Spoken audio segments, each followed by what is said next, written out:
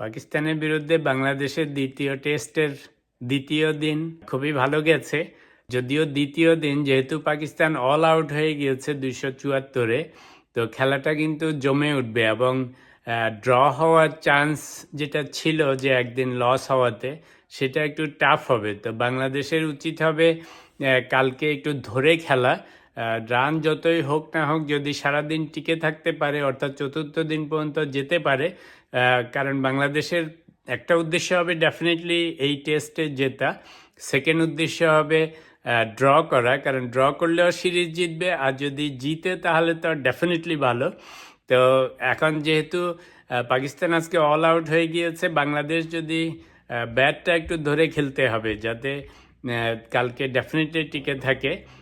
উইকেটটা একটু মনে হচ্ছে টাফ আছে, অতটা ইজি উইকেট না, কারণ পাকিস্তান সেকেন্ড থার্ড সেশনে অল আউট হয়ে গিয়েছে।